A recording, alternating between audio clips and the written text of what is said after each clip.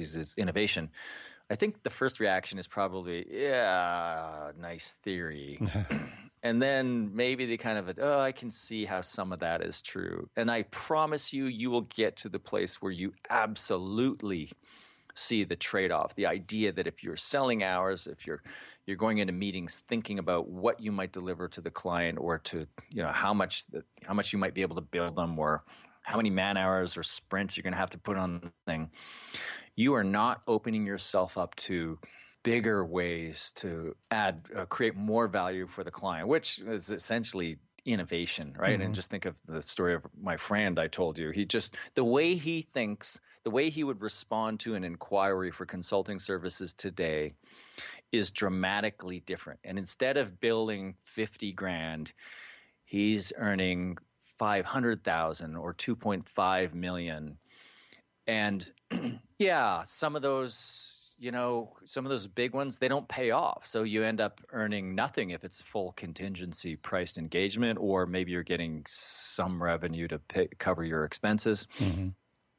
And that's just the nature of the trade-off. It's kind of like the hit factory idea in the entertainment business, where most of the things that you don't really pay off. Sure. And then one thing hits and it's worth 200 other things. Yeah.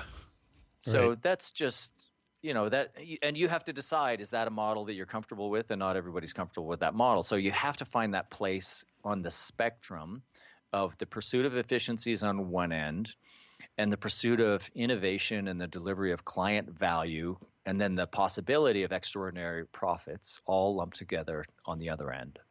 So Blair, I don't want to take up a lot more of your time. I feel like I could just talk to you for about 6 or 7 hours, and then have a little snack, and then go back to talking to you for 6 or 7 hours.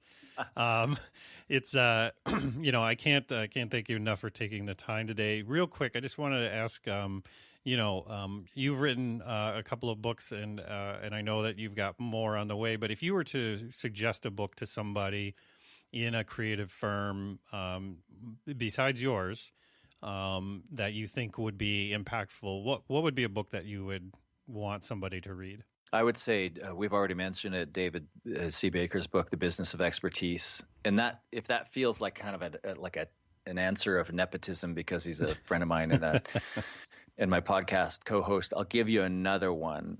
It's 0 to 1 by Peter Thiel. Mm-hmm. And the subtitle is Notes on Startups or Inventing the Future, something like that. And I think it came out in 2014, and I read it last year in 2017.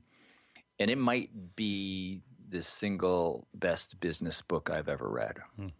It is a great book. And so, my typical questions, one of the things I like to ask is, obviously, I think that great leaders are usually created because they've had good role models. What's some good advice you've gotten in terms of your professional career in the past that you could share? The best advice I'd ever received, and you can apply it to your professional life and your personal life, is never break more than one law at a time.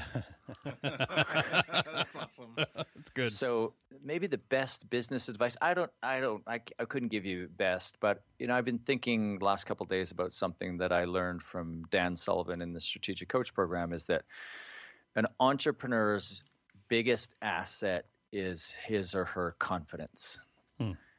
And so the first time I heard that, I started to make a list, started to see all of the things that I do, the ways that I try to preserve and enhance my confidence.